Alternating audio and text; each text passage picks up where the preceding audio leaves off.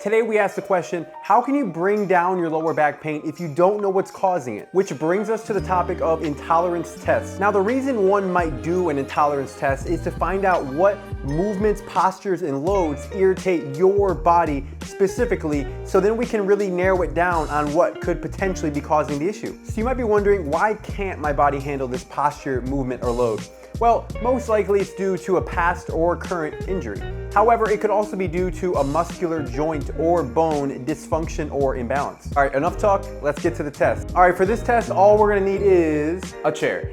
And one without an armrest, because that is going to get in the way. Now, before we go any farther with this test, you have to understand this is a mildly provocative test. That means that we are trying to elicit some pain. Not very much, because again, we want to identify what is irritating our back.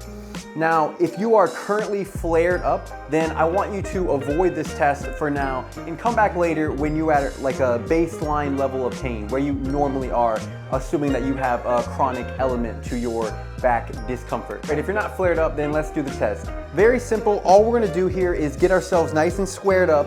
So we're gonna start with good posture. We're gonna have the knees directly underneath the heels, over top of the heels. And we are going to allow our spine to round over, to flex over. So we're just gonna keep our arms to the side and just allow ourselves to droop over. Now, we're gonna stay in that position for anywhere from about, I'd say about 10 to 20 seconds. Now, take note of what you feel during that movement. Do you start to feel like a pain that keeps getting worse and worse? Does it feel like a sharp pain, potentially like a knife, and you have to come out of it? If so, then that would be a flexion intolerant positive. Or, well, positive, but it'd be a bad thing. Or not a good thing, but if you did not feel anything from that, but you're not 100% convinced, we have a second variation. And all that is the exact same thing, only we're gonna provide a little bit of over pressure. Now, what that means is we are going to grab the chair. We are going to, again, allow ourselves to go into a slouch position. And this time we are going to pull up on the chair, providing a little bit of over pressure to the spine. Now, guys, if you feel like a lot of pain from this one, we're not trying to destroy the back. We are just trying to give it a little bit more load so we can kind of cut down on the amount of time you'd have to be in the position.